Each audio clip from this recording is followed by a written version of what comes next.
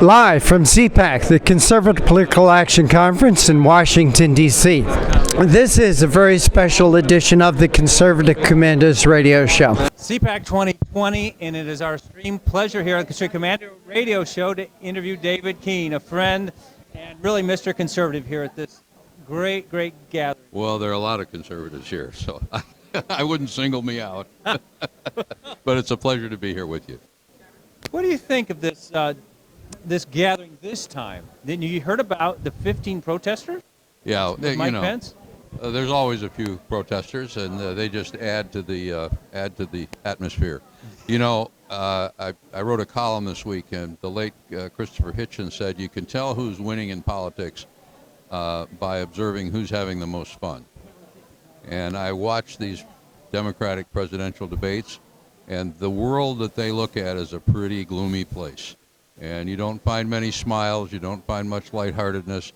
You find a lot of people here, thousands of people, who come to these conferences not just to learn something, not just to hear stars of the movement or to discuss the issues, but to have fun. And as long as these have been going on, conservatives have been having fun, and that's what they're doing here in part this week, and it's a good sign. Well, I agree on the debates. I don't know if they're running for president of the United States. There may be some planet that with all the green emissions and things they're trying to curtail, they're not describing this country very well. Yeah, if you listen to them, they don't think anybody has a job. They Right. think the economy's in trouble. The Earth is going to end in a dozen years or whenever it is, so we're all going to be dead anyway.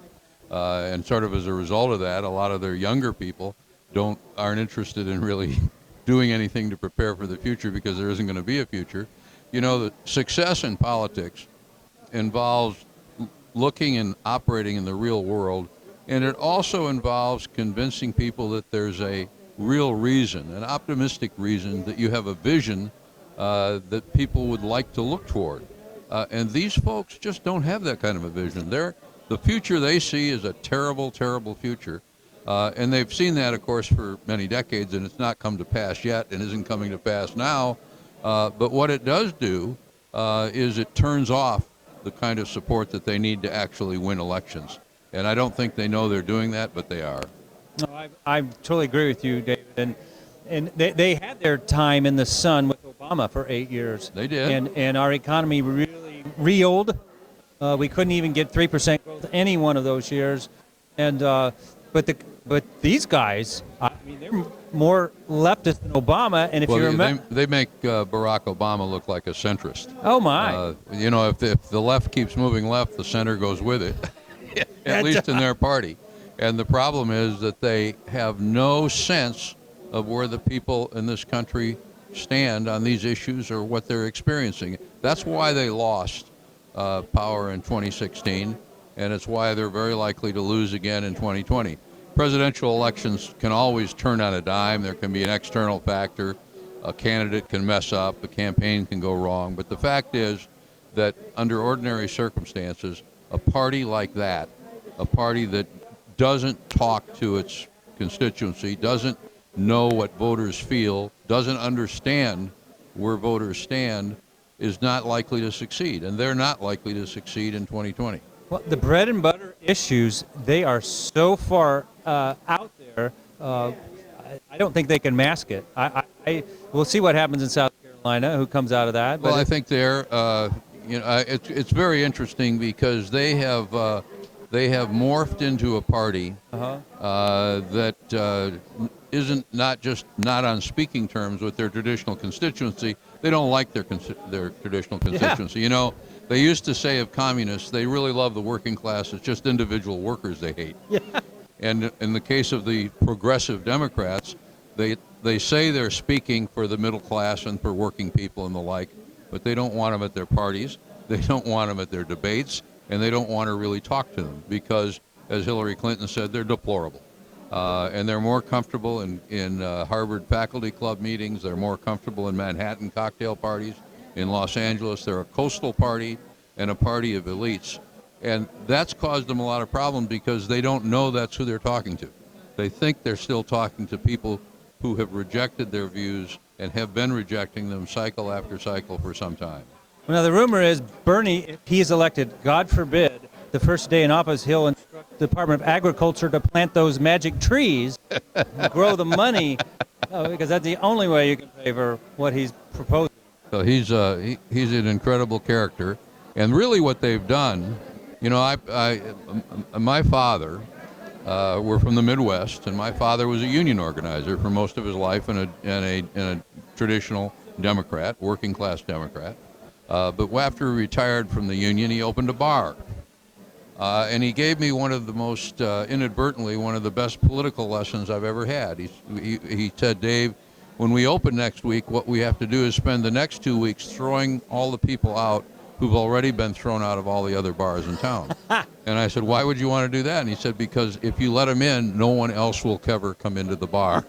Oh, my. And what the Democrats have forgotten, that when you have the crazy people who try to get in to the bar, you either have to get rid of them or the normal people are not going to come. And the Democratic Party today is a party to which normal people do not come. And the turnout in these primaries, these caucuses, is showing that, isn't it? That's exactly right. I mean, they expected huge turnout, and they haven't gotten it because these candidates don't really represent the people they think they represent. But yourself, Dave, what's some of your passions right now? We have an election year. I know you're busy and all that, but any special organizations you're really wanting to? Well, I still do a lot of volunteer work for the National Rifle Association. I still go around the country and help candidates where I can. I write a weekly column, as you know, for the Washington Times. I hunt and I fish and I have a good time. That's an awesome agenda for a wonderful man coming here on the Concerted Commander Radio Show. We're looking forward to President Trump. He's going to speak here on Saturday. This is maybe going to be a record-breaking crowd. I think it will be. They're projecting. I think it will be, and I think, and you know, compare the Democrats with the president. Every time President Trump gets up and makes one of these long speeches, they think he's saying evil things. He's entertaining the crowd. People come to these things not because they enjoy 2-hour political speeches, but because in addition to being an effective president, this guy's an entertainer, and he entertains the crowd, and they love it, and they can take a joke, they can laugh at a joke, unlike their opponents who think everything is serious. And he brings hope. He absolutely brings hope. That's right. That's, as I said earlier, that's the key to political victory, is to show people that there is a better future, and that by supporting you can get to that future. The Democrats say the future is really going to be bleak. It's going to be terrible. The economy is not ever going to be better. Remember, under Obama, we were in a new normal where we were never going to have jobs. We were never have any of these things. And people looked at that and said, we really don't think that's what we need. We think we need jobs. We think we need a better future, not to develop a mindset where we think we can't do it. Americans want things better, and they rally to politicians who show them how to make it better. Well, Obama said it would take a magic wand. We talked about Bernie's trees, but he didn't have to use a magic wand. He had to use his thinker, his noggin, and that's the wonderful thing about President Trump. He has the American people's pulse. That's exactly right. And that's how he emerged in 2016. A lot of the coastal elites said, you know, we don't understand, we don't like this guy, but out in the country, the people that were looking for leadership said, you know, he sounds like somebody who understands us. And that's more important than anything. And wages are increasing in blue-collar sectors faster than everywhere else. I mean, the interesting thing is that in some ways, the two parties have been trading constituencies. There was a day when the Republicans' constituency were business managers, people that ran factories, you know, bankers, country club, you know, the old Republican Party, the pre-Reagan, pre-Goldwater Party. It's been shifting for decades. Mm-hmm. And the Democratic Party was, as we were talking earlier, the party of working people. That's not true anymore. The working people have migrated to the Republican Party, and the elites and the non-political Michael Bloombergs have gravitated toward the Democratic Party. The only part of that old constituency that the Democrats that have been able to count on are minority voters, and that's cracking. Yes. And that's cracking this year. And I would not be surprised if the Republicans this year maybe double the 8% they got last time. And if they do that, then they can't be beaten, because then the block voting that Democrats depend on, the identity voting that they depend on, is gone. And I'm a native of Wisconsin, and that's happening there. That's why in the polls out of Wisconsin most recently, Trump is beating all the comers, because they can no longer say, we don't have to do anything, we've got all these minority voters. They don't have them anymore. And Hillary's blue wall. And now this is the Democrat Party's blue wall, and that's been their minorities, and they just try to split and divide and create all these special interest groups. Well, their fear, and they've tried to, it's one of the reasons that they spend most of their time trying to tell the world that Republicans are a bunch of racists. It's because they're trying to protect the plantation they built for minority voters. Yes. And if you go back to 2016, remember when Trump, during that campaign, sort of decided, I'm going to go to Detroit, and I'm going to go, and there was outrage among the talking heads in the pundit class saying, why would he go there? And the Democrats felt, that's our plantation. He has no right to go there. And what the Republicans are realizing there is that, one, there are a lot of minority voters who don't vote simply as members of a bloc, but think about things, and there are a lot of them who now are available. In today's context, you don't have to get 50%. That's not what you're talking about. If you can double the 8 to 16% nationwide, that means that you're pretty much locked into the outcome of the election. Well, David, it's such a treat having you on the Constricted Commander Radio Show. We could go on for hours, and we would love to. And I'm accused of that. Well, we need to do a Constricted Commander Radio Show documentary with David Keene. But thank you for coming on the show. My pleasure as always. God bless.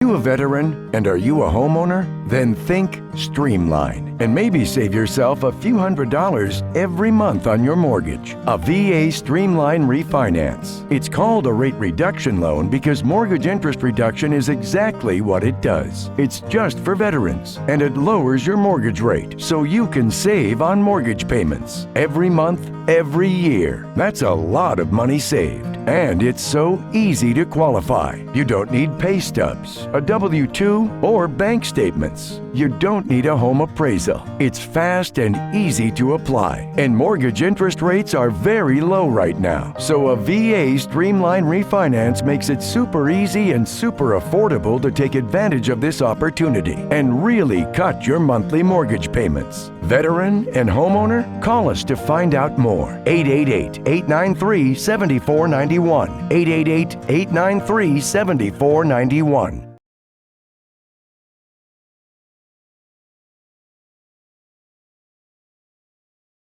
Do you have an idea for an invention, but you don't know what to do next?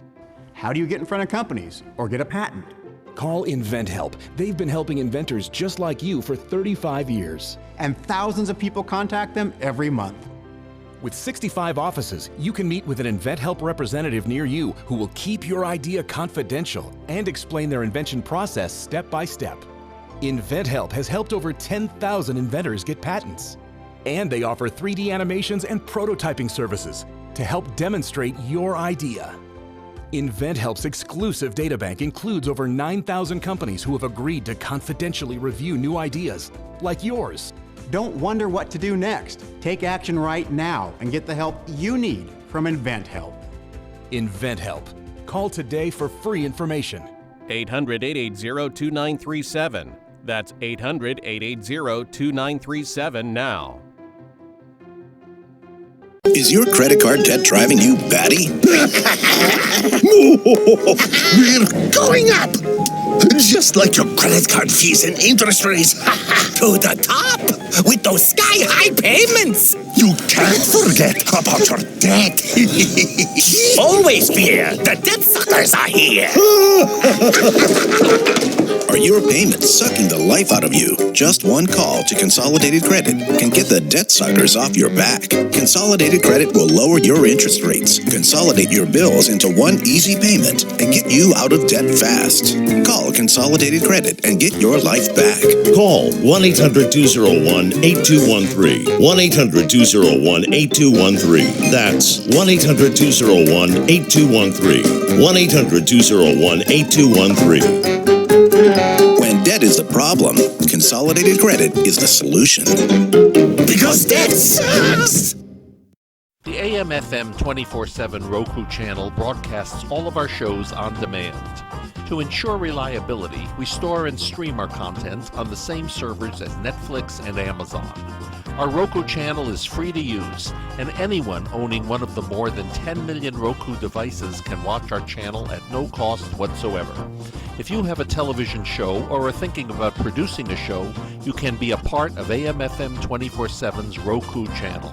Watch our great shows on your Roku device. It's free and more reliable than cable TV. Are you stuck with a timeshare? Did you attend the presentation and were seduced and enticed into buying that great vacation and investment? Now you're in the terrible position of trying to figure out a way to get out of that mess. You're not alone. For over 15 years, BuyYourTimeshare.com has been helping people like yourself get out of timeshare ownership. The fact is there is no resale market. Unscrupulous telemarketers call you and say they have buyers waiting, and the next thing that happens is you give them hundreds of dollars for an ad, and you'll never hear from them again. Another fact is that an identical timeshare to yours is being offered on eBay for $1, and no one is buying it.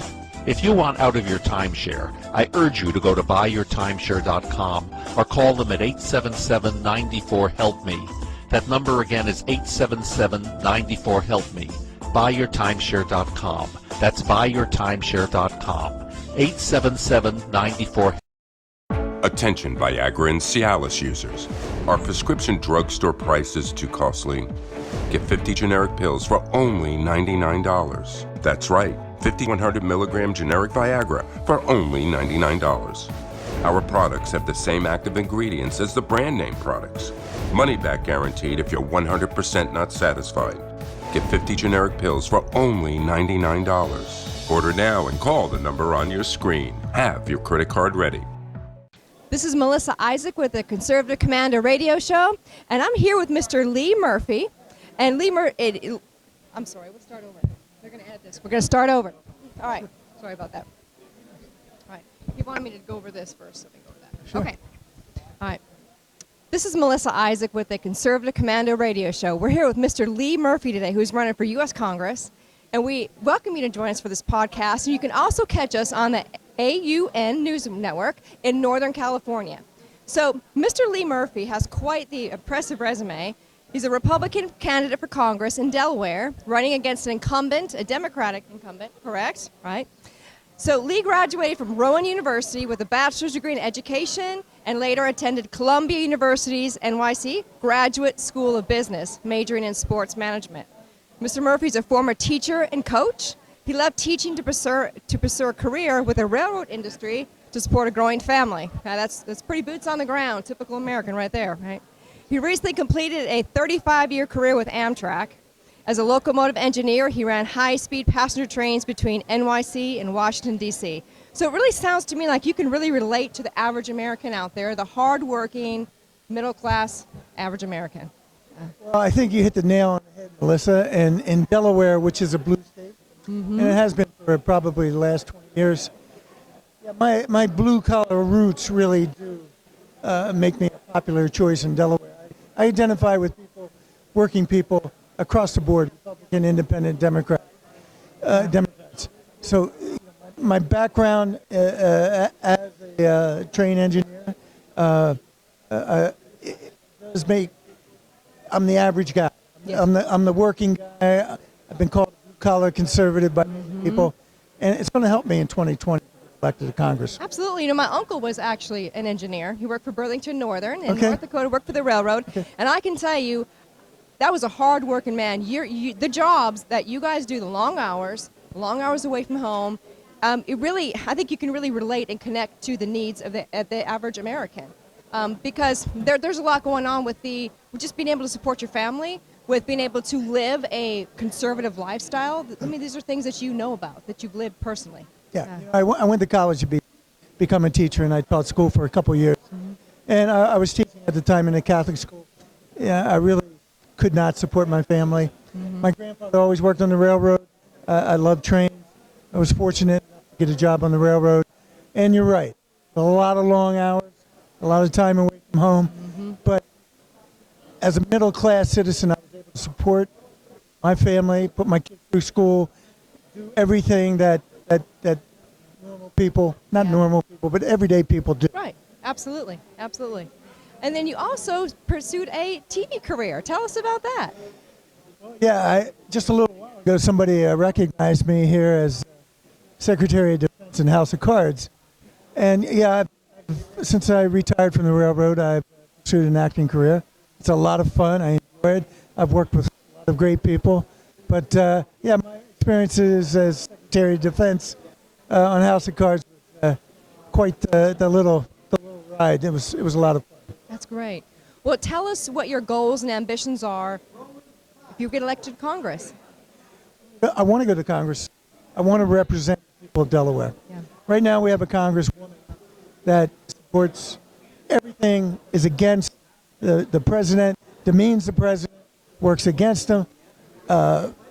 She does not represent the citizens of Delaware. Mm-hmm. I want to go to Washington. I want to work with a Republican Congress. We need to take back Congress in 2020. That's very important. I want to work with the president and have his ear, and I want him to work with me to help make Delaware a state that we can be proud of. Right now, Delaware suffers from 0.0% economic growth. Yeah, wow. We're predicted to have negative economic growth in 2020. Not good. Yeah. You know, I think a lot of us watch the news. We watch C-SPAN, and we're shocked at the behavior of some of our elected congressmen and women, particularly some of our congresswomen. So if you were elected to Congress, how would you go about combating some of these socialists and some of these, I'm going to say straight up communists, who are in Congress?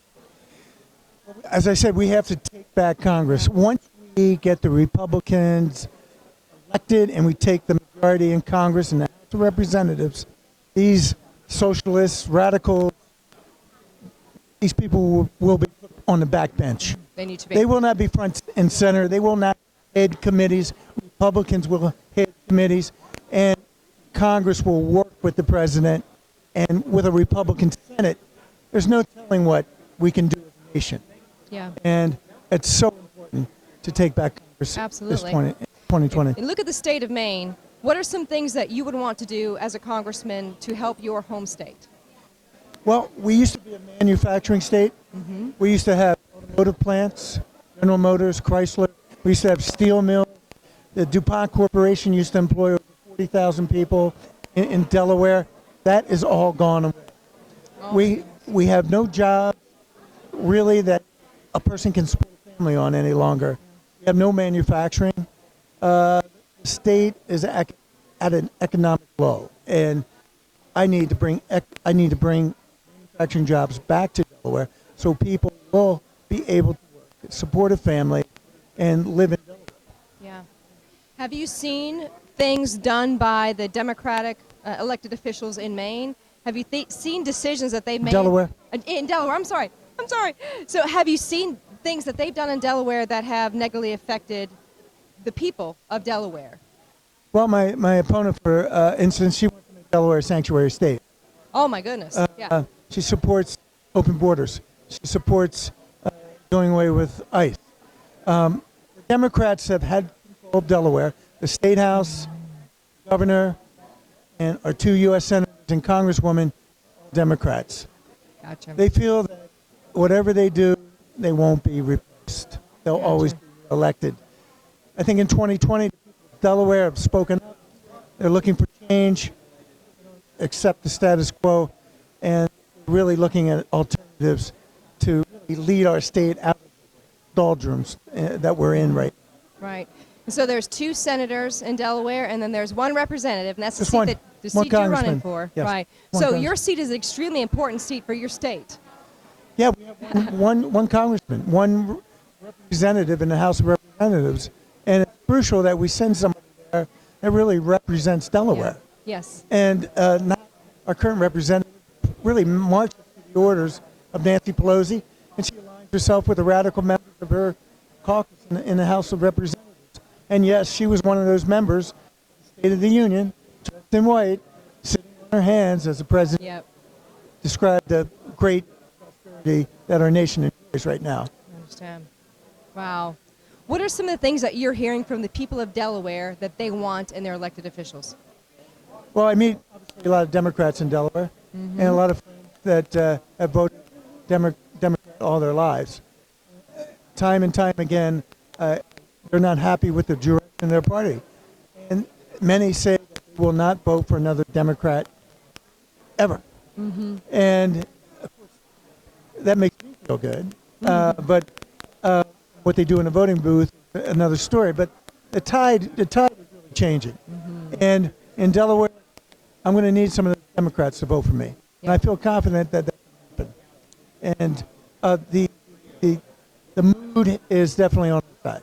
Absolutely. Absolutely. What change have you seen in the Democratic Party, let's say in the last 10 years? Because it seems now they're more radical. They're almost too far left, even for a lot of Democrats. So what have you seen as far as a change in the party? Well, again, the Democrats, I tell you, we used to disagree on issues, but today it's far more radical on their part. The Democrats really want to change the way our government is set up. The Constitution, the Second Amendment,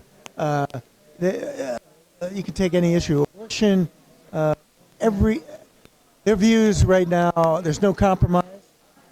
They want it their way, and if you cannot accept that, as a lot of incumbent Democrats are finding out, they're being primaried by more radical members of the party. Right. So unless they become radical and extreme, they're going to be primaried, and they're going to find themselves out of office. So I kind of feel for my traditional Democratic friends.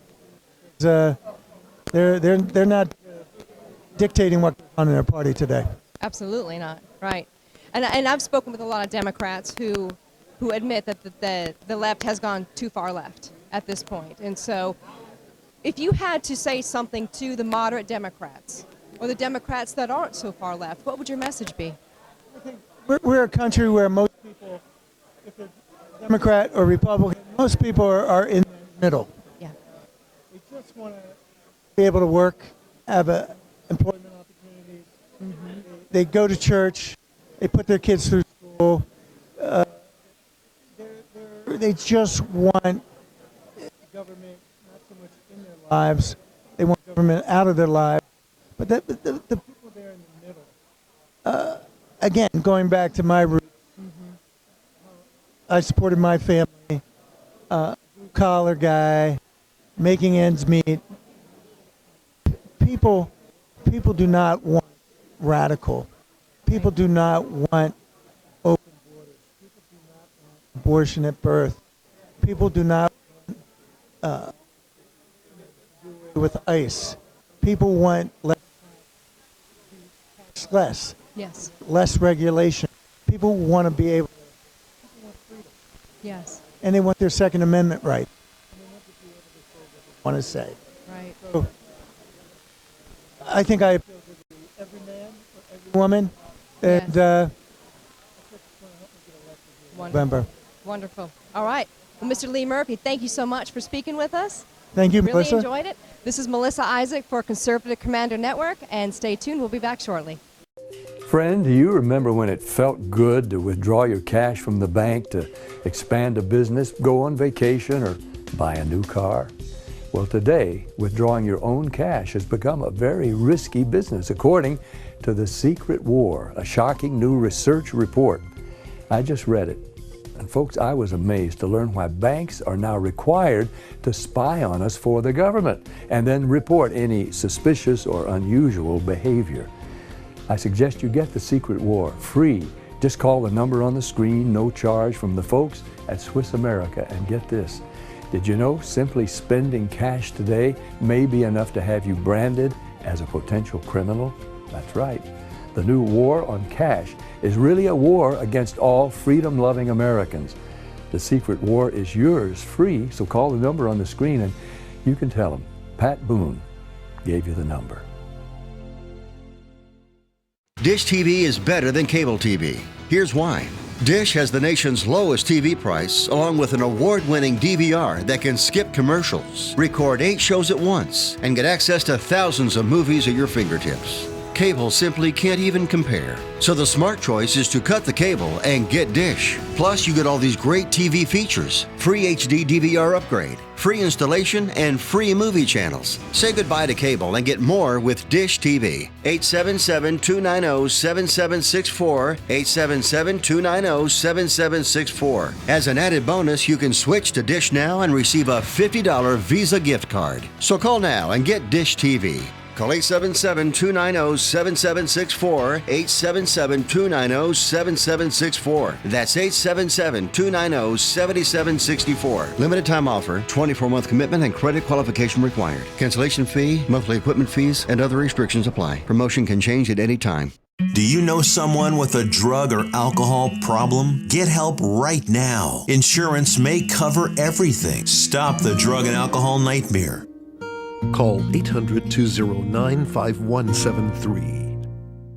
Everybody wants cheap airfare, but where do you find it? You call Low Cost Airlines. They specialize in cheap flights, discount hotel rooms, cheap car rental rates, and with a best price guarantee. If you want the lowest prices on your airline tickets or other travel services, call now.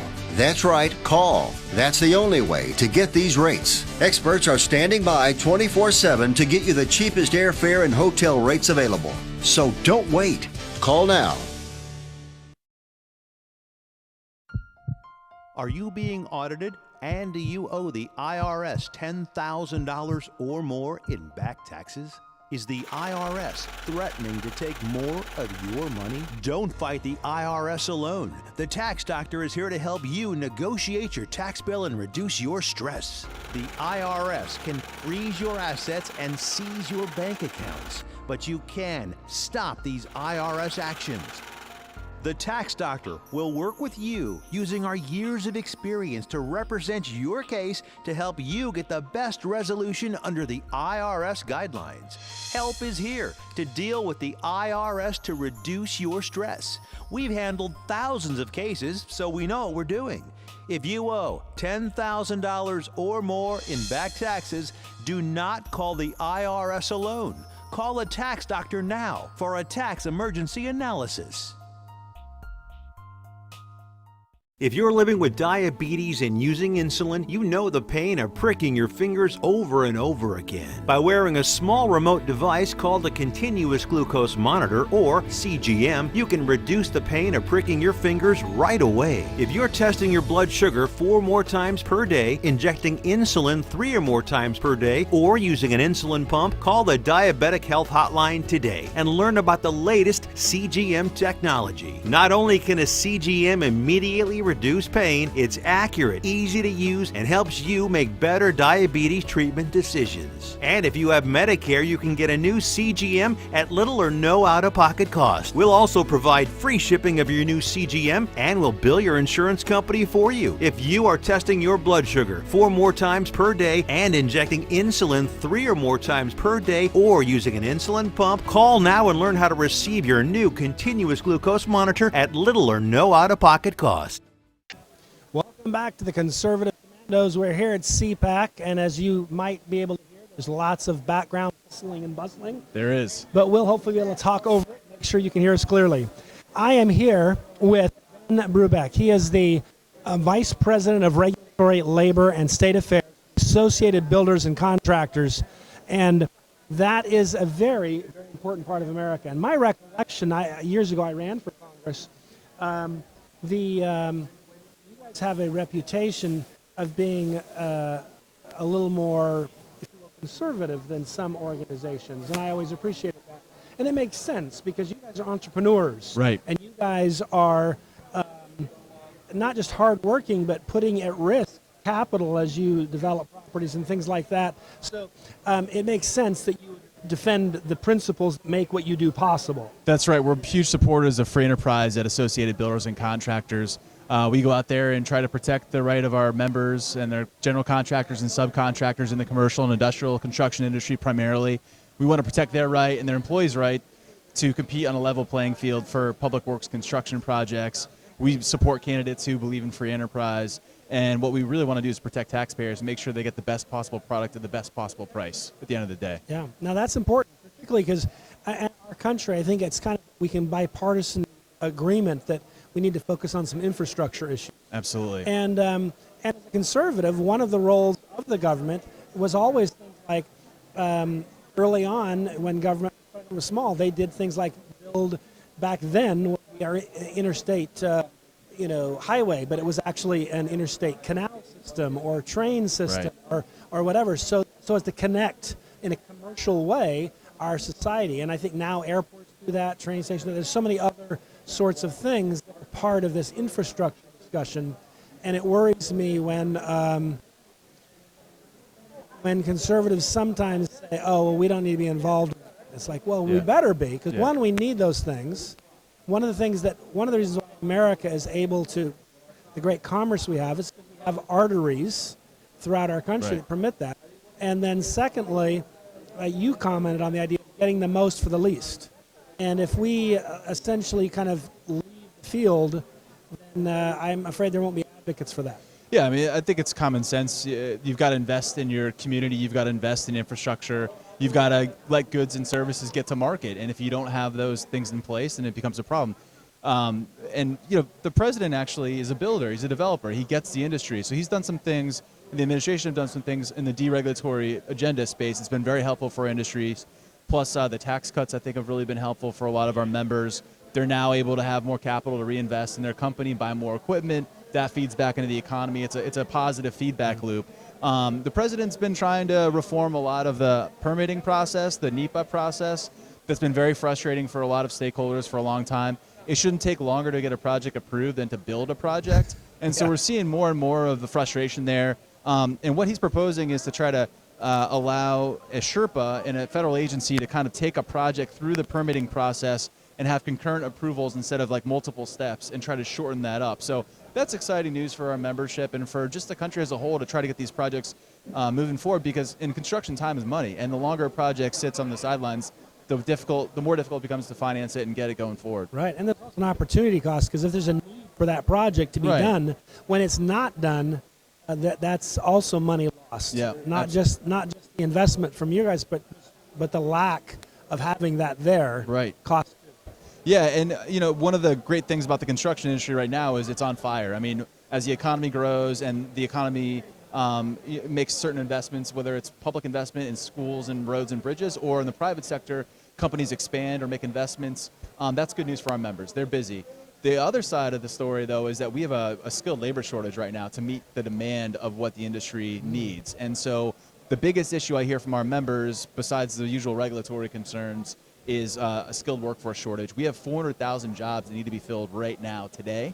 Right. And the baby boomers are heavily loaded in the construction industry, and they're starting to retire and get out of the game. And we need younger folks to get in there and to fill those jobs, and also bring new people in that may be second careers or people that are coming out of prisons after a lot of in and out of prisons. We have different programs that can help get those people skilled and a job and into a career and to get a second chance of life. So there's a lot of areas we're looking at bringing new people into the workforce. Women are another big area where we're seeing a lot of growth year over year, which is always exciting to see. Yeah, I guess traditionally, when I was a boy, if you were in construction, you were probably a male.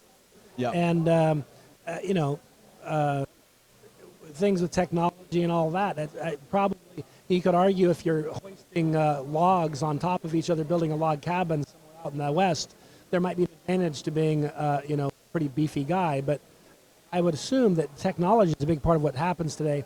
As a result, it's not all about just, muscle mass and testosterone. Yeah, it's not just technology though. I think that there's like social norms that are changing where women feel comfortable on a construction job site. A lot of women electricians, welders, carpenters. Kind of surprising. If you got to a job site, you'd be surprised that there's actually a lot of women trade folks that are getting out there because it's a great career. You can earn a lot of money, and the demand's there right now. One of the things I like to talk about with education folks and like school counselors is that you can earn while you learn instead of going into a career where you've got to go to college and get 4 years of college debt. You can earn while you learn and come out like, $200,000, $300,000 ahead after 4 years because you're earning and you're also not going into debt at the same time. Exactly. So that economic proposition resonates with a lot of people who maybe aren't sure what to do. Well, one of the things that I think is interesting, the point you make, is that when I was in high school, I worked as a carpenter building houses. Now, it turns out I went to college and so forth. But the bottom line is, had I chosen to stay in that field, I wouldn't have always been a low-level carpenter. I could have become the owner of a construction company, and I could be hiring other people. And so the point is, it is actually an entrepreneurial field where people can make a very tidy. I mean, my grandfather was a builder, and but he didn't start out as a builder. He started out more like I did. Right. And but the bottom line is, he became well-to-do because he was good at what he did, and he was entrepreneurial. And so I think sometimes I like what Mike Rowe does, because too many people now act like, these are, these jobs are second-rate jobs. It's like, no, they're not second-rate jobs. These are first-rate jobs. Right. And they are what you want to make of them. And I think that's an important lesson. And Mike Rowe, of course, I think is doing a good job. When I served on a public school board, I would talk about the need to have technical training in our schools, because we spent too much time acting as if the only legitimate thing to do is to go to college. And I think college is great. I'm not saying you shouldn't go to college. I'm saying in our society, we need all kinds of skilled people. And if we want to be able to keep up and build things as well as design things, we need both. Yeah, you hit the nail on the head. The construction industry has incredible career ladders into the upper class and middle class. So many of our members across the country started off as a tradesman, and they started their own business with 1 or 2 employees out of the back of their truck, and now they have 50 or 100 employees, and they're rebuilding their communities, and they're doing great. I mean, you talk to the average person, their plumber makes more per hour than their attorney most of the time, and that's how it is right now. And so, like you said, these are not dirty jobs. These are not bad jobs. These are important jobs, and they need to be a first career choice. ABC partners with community colleges and vocational and technical schools in communities all over. Our 69 chapters across the country have registered apprenticeship programs in almost all the trades. So if people are interested in getting a career in construction, they can reach out to their local ABC chapter and find out when enrollment is and get involved. It's a great career choice. We also have affiliations with universities across the country for their construction management programs, and that's seen a big robust growth of enrollment recently too. So all in all, it's things are looking good for the construction industry. That's good. With that, my last question would just be, what would be good to put on the agenda in the coming year or 2 or 3 for Congress and the President to do that would continue the economic strength and growth we've seen, and in particular help us be strong in our construction sector? Yeah, it's a great question. I mean, for our association, we like to have fair and open competition. We like to have robust competition, and a rising economy, kind of that tide lifts all boats. And so we just want to kind of see things continue to move in the right direction in terms of economic growth. There are some things that we know that the Democrats really want to put in place if they take over the House and the Senate and the White House. There's a piece of legislation the business community fought really hard against in the House, even though we knew it was going to die in the Senate. It was called the Protect the Right to Organize Act, the PRO Act. Mm-hmm. And what that would do is allow unions to organize companies a lot easier and kind of consolidate about 15 or 16 different policies that have failed over the last 4 or 5 years through the Obama administration into the Trump era, and make them in one bill. And they got this through the House pretty quickly. It'll die in the Senate. But what it would do real quickly, it would eliminate state right to work laws, all 27 of them. It would take away workers' right to a secret ballot when electing a union in a workplace organizing campaign. Secret it ballot. Would force Wow. employers to hand over employees' contact information, home addresses, email addresses, so that unions could go and harass them at home during organizing campaigns. There are a number of other provisions in the bill that are really offensive, but we know that if President Sanders and a full Democrat-controlled White House or Congress came into power, this would be a priority for them, and that should be very concerning for a lot of businesses, not just construction, all over the country. Oh, yeah. So we pushed really hard on that, and it's kind of ironically, Nancy Pelosi forced the vote on this, and this is going to put 20 to 25 Democrat lawmakers who are in Trump seats into a precarious position because now that they've got to run on this record and this issue, which I think it could hurt them at the end of the day. Right to work strikes me as just an important principle because I think people have a right to join a union if they want to. Absolutely. But I think they have a right to not to join a union if they want to. To me, it's just about it's like the First Amendment. You want to go to church on Sunday? That's great. Me and my family, we do. Yeah. But you shouldn't be forced to. And I would argue that's true too. It's about freedom. Right. Freedom is what matters. And if the union is providing something of value to the workers, they'll join. And if it's not, they won't. But there's no reason to put them in a position where they're forced to.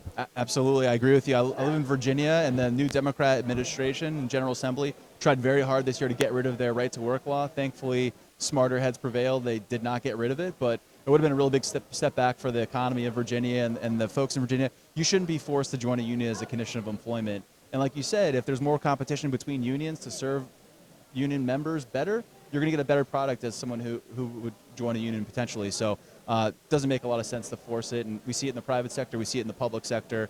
Most of our member contractors are non-union contractors. We do have some union contractors. They work closely together. They work harmoniously together on job sites. They get the best job done that they can, and we appreciate that. We don't need government interference to push people into unions one direction or the other. We see that a lot in an issue called project labor agreements. They're very rampant out in California. What they do is they force contractors to hire most or all of their employees from union hiring halls, pay into union pension plans, follow union work rules. The net effect of these project labor agreements is they increase the cost of construction by like 12 to 20%. Because non-union contractors don't want to bid on these projects if they can't use their own employees. It'd be like the Washington Nationals not being able to use their their team. Exactly. You got to field someone else's team. So, construction is a huge team sport, and so disrupting your workforce, which is really your most consistent, reliable product, your investment, doesn't make a lot of sense. So, President Obama put a pro-project labor agreement executive order in place on federal contracts. One thing that President Trump could do in his next term if he gets reelected is get rid of that executive order and encourage fair and open competition for all Americans to compete for federal contracts. So that makes a lot of sense. Yeah, that does. Well, Ben, how can folks find out more information about these kinds of issues? Does your website contain that? abc.org is a great place to check website, out. Yeah, it's really abc.org. simple. And then if you're interested in getting a career in construction, we've got another website called workforce.abc.org. That's where you can learn more about careers in construction, our registered apprenticeship programs, our partnerships with community colleges in your area that we can get you into the construction industry. Great. Well, that's awesome. Thank you so much, Ben, for joining us. It's been great to have you here on the Conservative Commandos. We'll tell our listeners and our viewers, we are coming to you from CPAC 2020. It's a madhouse here. The Vice President was here earlier today, and we're glad you would join us, and we will be right back. Are you a veteran and are you a homeowner? Then think Streamline and maybe save yourself a few $100s every month on your mortgage. A VA Streamline refinance. It's called a rate reduction loan because mortgage interest reduction is exactly what it does. It's just for veterans and it lowers your mortgage rate so you can save on mortgage payments every month, every year. That's a lot of money saved. And it's so easy to qualify. You don't need pay stubs, a W-2, or bank statements. You don't need a home appraisal. It's fast and easy to apply. And mortgage interest rates are very low right now. So a VA Streamline refinance makes it super easy and super affordable to take advantage of this opportunity and really cut your monthly mortgage payments. Veteran and homeowner? Call us to find out more. 888-893-7491. 888-893-7491.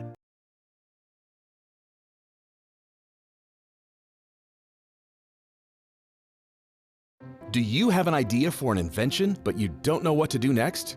How do you get in front of companies or get a patent? Call InventHelp. They've been helping inventors just like you for 35 years. And thousands of people contact them every month. With 65 offices, you can meet with an InventHelp representative near you who will keep your idea confidential and explain their invention process step by step. InventHelp has helped over 10,000 inventors get patents. And they offer 3D animations and prototyping services to help demonstrate your idea. InventHelp's exclusive databank includes over 9,000 companies who have agreed to confidentially review new ideas, like yours. Don't wonder what to do next. Take action right now and get the help you need from InventHelp. InventHelp. Call today for free information. 800-880-2937. That's 800-880-2937 now.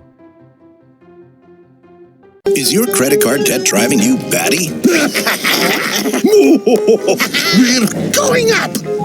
Just like your credit card fees and interest rates. To the top! With those sky-high payments! You can't forget about your debt.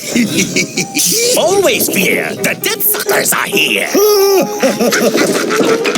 Are your payments sucking the life out of you? Just one call to Consolidated Credit can get the debt suckers off your back. Consolidated Credit will lower your interest rates, consolidate your bills into one easy payment, and get you out of debt fast. Call Consolidated Credit and get your life back.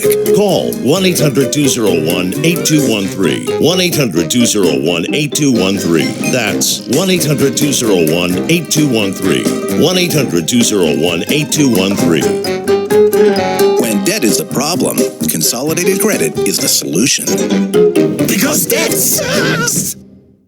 The AM/FM 24/7 Roku channel broadcasts all of our shows on demand. To ensure reliability, we store and stream our content on the same servers as Netflix and Amazon. Our Roku channel is free to use, and anyone owning one of the more than 10 million Roku devices can watch our channel at no cost whatsoever.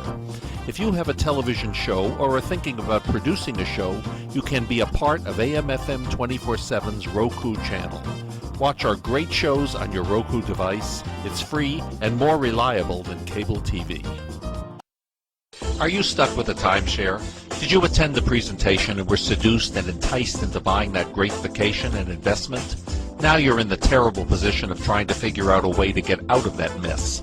You're not alone. For over 15 years, BuyYourTimeshare.com has been helping people like yourself get out of timeshare ownership.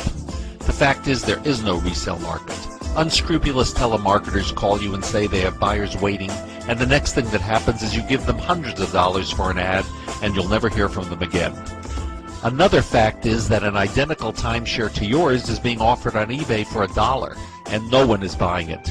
If you want out of your timeshare, I urge you to go to BuyYourTimeshare.com or call them at 877-94-HELP-ME. That number again is 877-94-HELP-ME. BuyYourTimeshare.com. That's BuyYourTimeshare.com. 877-94. Attention Viagra and Cialis users. Are prescription drugstore prices too costly?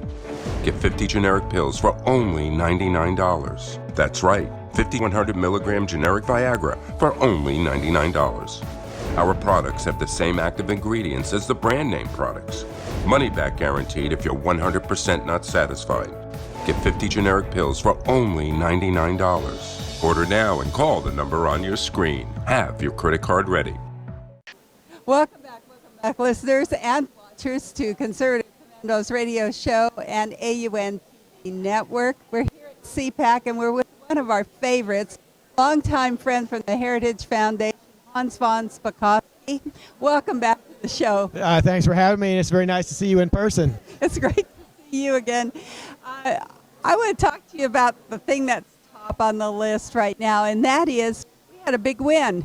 We had a big win for those of us that think we need secure borders. Yeah, that's right. The president and the administration got a great decision yesterday from the Second Circuit Court of Appeals. They threw out an injunction that had been issued against the Trump administration that concerned sanctuary cities. Sharron, you may recall when Jeff Sessions was the Attorney General, he said that the Justice Department would no longer give grants to sanctuary jurisdictions. The Justice Department gets a huge amount of money every year from Congress to give out as grants to cities and towns to be used to improve their law enforcement.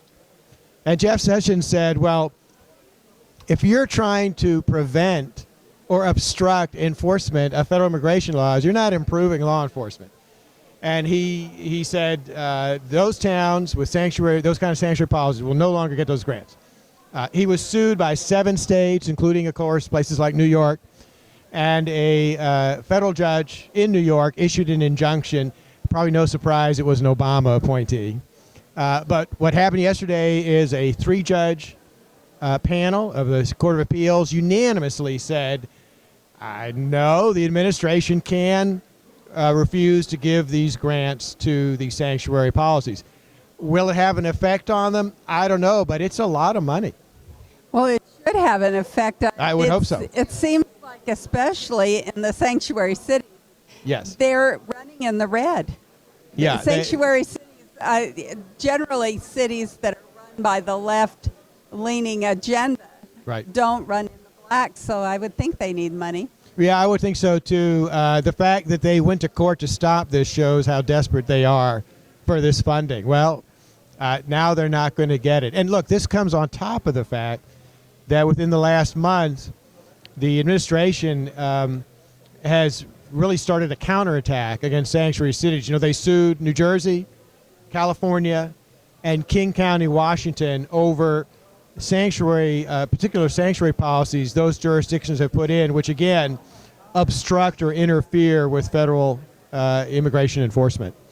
Well, you're talking my language. You start talking about San Francisco, of course, in California. Right. We in Nevada look across that state line and say, "Oh no, it's coming our way." Right. And a lot of times it's exactly what happens. But this was not the Ninth Circuit. No. This was a different court. This was the Second Circuit, which is up basically in the northeastern part of the United States. Well, are they much more conservative than the? I mean, that doesn't sound like conservative. No, land. the Second Circuit is generally a pretty liberal court, but these judges basically said, no, the president is on the right side of the law here. I think that gives us hope that this may go no further. Then, I mean, will they press this all the way to the Supreme Court? Well, this was a 3-judge panel that made this decision. So the states that lost, like New York and Connecticut, they have the option of asking the entire Second Circuit to review what this subset, this 3-judge panel did.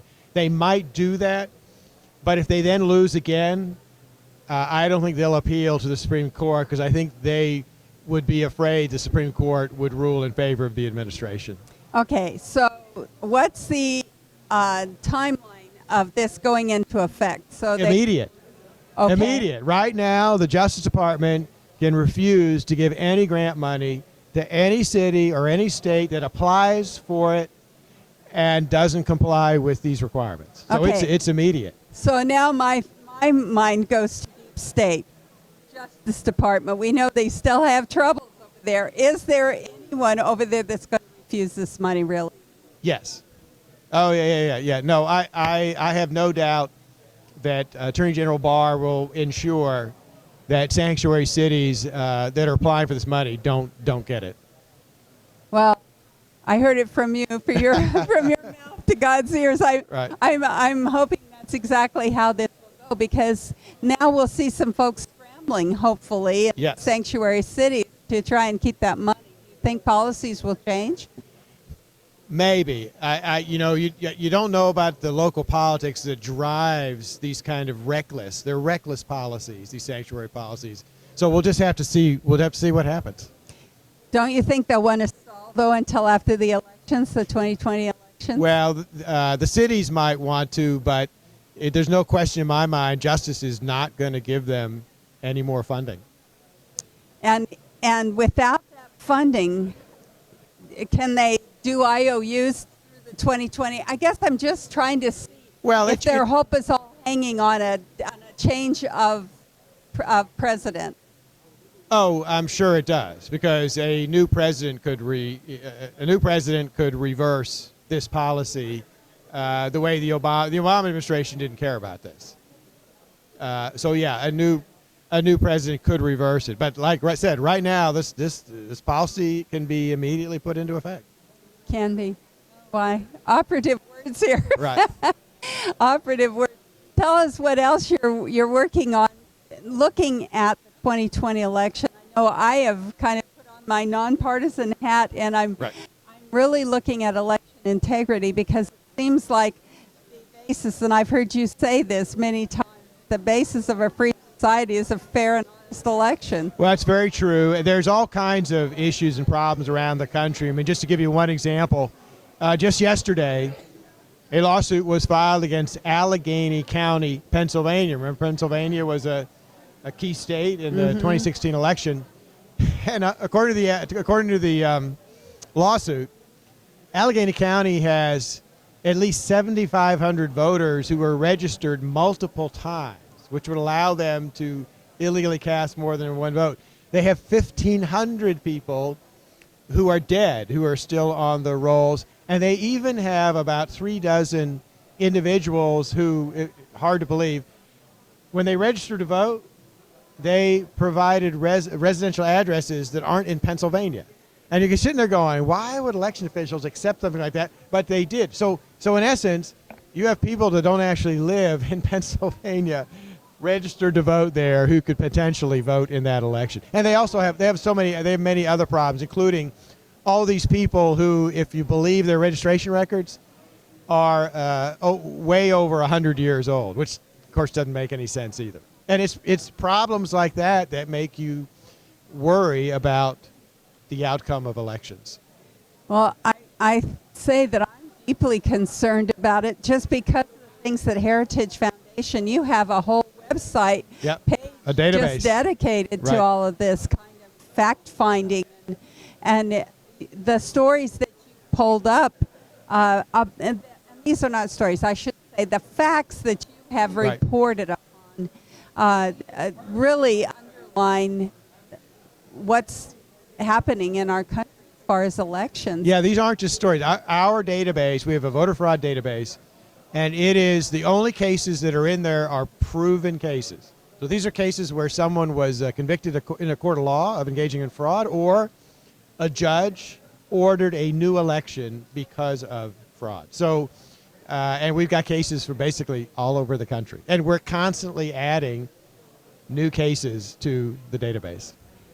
Okay, so now we're talking about close elections. Right. And when this happens, it can happen at any level of government that you can have a close election. I know I lost one by less than 0.5%. Right. So you're talking about maybe as much as 3%. I know that was Chicago's thing. Give me +3 and win an election for you. So all you need is just a little bit of fraud. What do you think? You're collecting the facts. How much do you think countrywide we're looking at? Look, we don't really know the answer to that because there's never really been a nationwide comprehensive study done to look at this issue. But look, my biggest fear about the next election is there's evidence that non-citizens, aliens, are registering and voting all over the country. I mean, literally thousands in different states, in places like California, a lot more than that. And again, in close elections, particularly at the local level, state legislative races, you know, that could make a difference. I want to talk to you about how we catch these guys. Can you catch them? It's very difficult to catch these problems after an election. That's why you really need to put in, you need to do reforms that will try to deter it ahead of time. That's why states ought to pass, for example, voter ID for both in-person and absentee balloting. That's why states should require proof of citizenship when you register to vote. That's why states should compare their statewide voter registration lists with other states to find people who potentially are registered in more than one state and are going to illegally take advantage of that. Those are the kind of things that ought to be done. Some states are trying to do it. Others, like New York and California, don't want to do anything to fix those problems. It seems like they're actually going the other direction with their policy. They are with their policies, trying to make it even easier to commit fraud. I think that we can identify some of those that makes it easier. Like if you have your polls open, early voting, and you don't have to go to a precinct where people know you. Yeah, that is a problem. So is, states are moving to same-day registration, which of course gives election officials absolutely no chance to verify the information you're giving. You just immediately register and you vote. States are moving to automatic voter registration, which is a real problem, particularly in states that provide driver's licenses to illegal aliens. Because with automatic voter registration, if you go in to get a driver's license, the state doesn't ask you, do you want to register to vote? They automatically register you. So if you are someone who is ineligible to vote, the chances are you're going to get registered, and the state, places like California and Illinois, they don't really care that happens. And doesn't that open it for multiple registrations? I mean, every time I visit the DMV, I register again? Yeah, particularly because some states like California, they don't just automatically register people from the driver's license bureaus.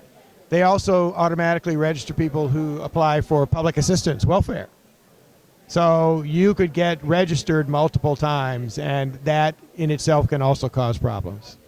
And when we're talking about all of these aliens, and that's legal or illegal, if they vote, they've committed a felony, haven't they? They have, but like I said, most states aren't doing anything to detect the problem, and even when the problem is discovered, a lot of law enforcement officials aren't interested in prosecuting it, which is something that really needs to be rectified. But if you have a felony record, that makes you a criminal. You could be deported. And so when you come up for naturalization, what do you do when they ask a question of you about But for example, the Obama administration ignored that. The Obama administration had a policy of just simply saying to aliens when they were applying for citizenship, well, if you registered or voted, just make sure you're taken off the list. They didn't refuse to the citizenship, and they didn't prosecute either. So just get yourself legal, and we'll let that go. We'll ignore it. Yes. Yeah. Well, we're right up against our break again, Hans. It's always so good to have you on Conservative Commandos radio show. Tell us how our audience can friend you, follow you, get connected with what you do. They can follow me on Twitter at VonSpakovsky. They can read my articles and commentaries at heritage.org, but I also publish a lot at Fox News, so they can go there and read my commentaries also. Thank you so much for being Sure, our guest thanks for here having on me. Conservative Commandos radio show. Take care. All right. Bless. Bye-bye. And you are watching and listening to the Conservative Commandos radio show. We've been here with our good friend Hans VonSpakovsky. I'm Sharron Angle here at CPAC, and we'll be right back after these messages. Friend, do you remember when it felt good to withdraw your cash from the bank to expand a business, go on vacation, or buy a new car? Well, today, withdrawing your own cash has become a very risky business, according to The Secret War, a shocking new research report. I just read it. And folks, I was amazed to learn why banks are now required to spy on us for the government and then report any suspicious or unusual behavior. I suggest you get The Secret War free. Just call the number on the screen, no charge, from the folks at Swiss America. And get this, did you know simply spending cash today may be enough to have you branded as a potential criminal? That's right. The new war on cash is really a war against all freedom-loving Americans. The Secret War is yours free, so call the number on the screen and you can tell them Pat Boone gave you the number. Dish TV is better than cable TV. Here's why. Dish has the nation's lowest TV price, along with an award-winning DVR that can skip commercials, record 8 shows at once, and get access to thousands of movies at your fingertips. Cable simply can't even compare. So the smart choice is to cut the cable and get Dish. Plus, you get all these great TV features, free HD DVR upgrade, free installation, and free movie channels. Say goodbye to cable and get more with Dish TV. 877-290-7764, 877-290-7764. As an added bonus, you can switch to Dish now and receive a $50 Visa gift card. So call now and get Dish TV.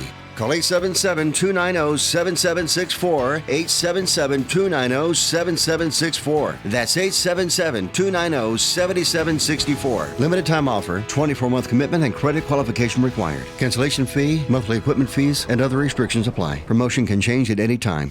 Do you know someone with a drug or alcohol problem? Get help right now. Insurance may cover everything. Stop the drug and alcohol nightmare. Call 800-209-5173. Everybody wants cheap airfare, but where do you find it? You call Low Cost Airlines. They specialize in cheap flights, discount hotel rooms, cheap car rental rates, and with a best price guarantee. If you want the lowest prices on your airline tickets or other travel services, call now. That's right, call. That's the only way to get these rates. Experts are standing by 24/7 to get you the cheapest airfare and hotel rates available. So don't wait. Call now. Are you being audited and do you owe the IRS $10,000 or more in back taxes? Is the IRS threatening to take more of your money? Don't fight the IRS alone. The Tax Doctor is here to help you negotiate your tax bill and reduce your stress. The IRS can freeze your assets and seize your bank accounts, but you can stop these IRS actions.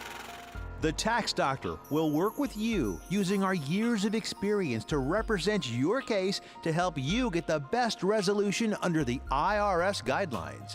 Help is here to deal with the IRS to reduce your stress. We've handled thousands of cases, so we know what we're doing. If you owe $10,000 or more in back taxes, do not call the IRS alone. Call a Tax Doctor now for a tax emergency analysis.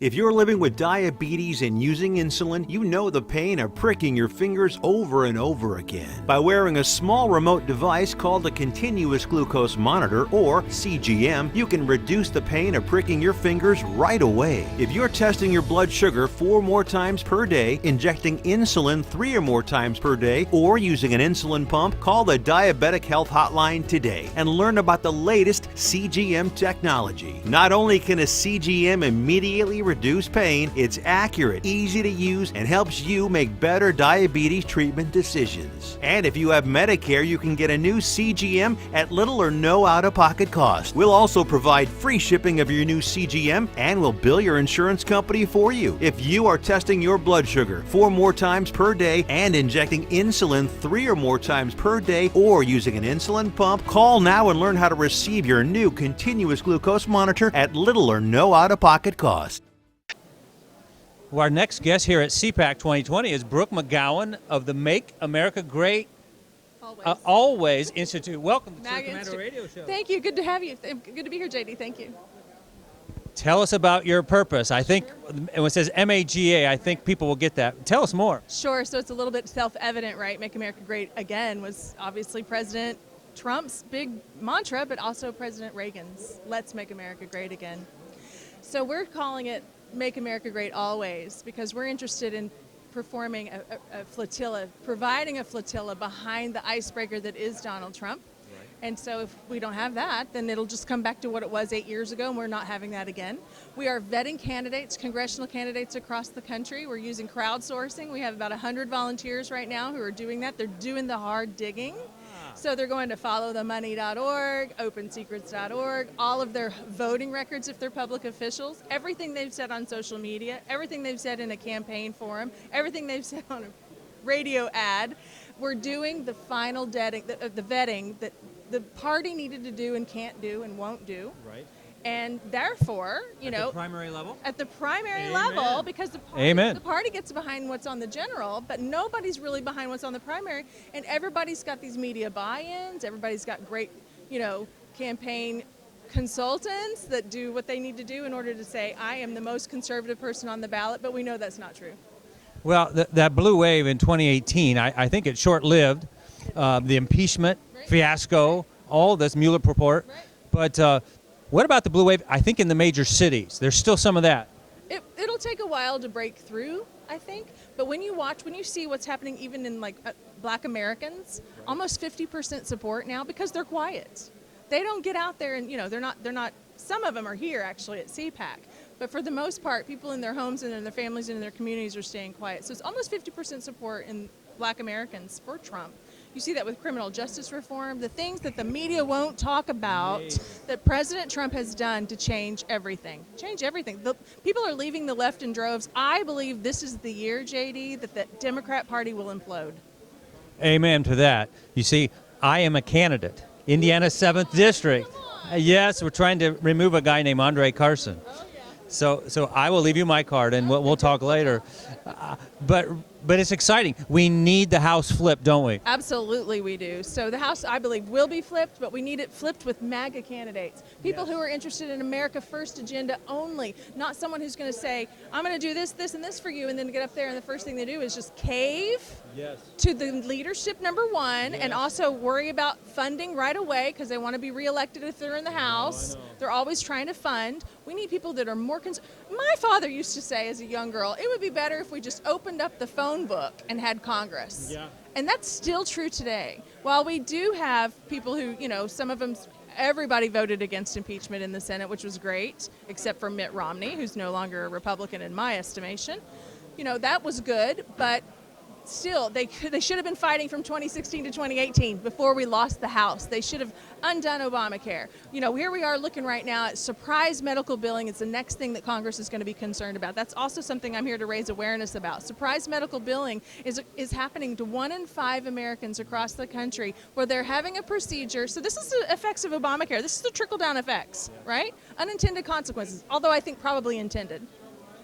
1 in 5 Americans are finding after they have a procedure that they've got something in their something in the lineage of their procedure, whether it was another anesthesiologist came in that wasn't expected or something that was out of network, and suddenly they have a $2,000 to $5,000 bill sitting in their right. So this is bankrupting people. It's bankrupting Americans. It's also it hurt California in a big way in that they tried to do something that was similar to socialized medicine, single payer, and it's hurting rural hospitals, and the doctor shortages is happening. People are leaving California in droves. Lamar Alexander has a bill, and we kind of think this is sort of his last hurrah because he's resigning, right? He's retiring. He's not running for re-election. Well, they have Marsha Blackburn, and let's see what happens next. I know, right? But he has a bill that is very similar to California's bill, and it is also very similar to what's going to happen next with single payer. We do not want Lamar Alexander's bill to proceed. We want a better bill than that. We don't want to take the easy choices. We want to make the hard choices and keep away from socialized medicine. Well, amen to that, because what a disaster. We just listened, my wife is in there, Christina, listening to them talk about socialized medicine of all issues, and the commentator said if Princess Diana would have had her accident in the United States, she'd be alive today. Oh my goodness, that's horrible. Isn't that horrible? And that's true. But it's true. It's true.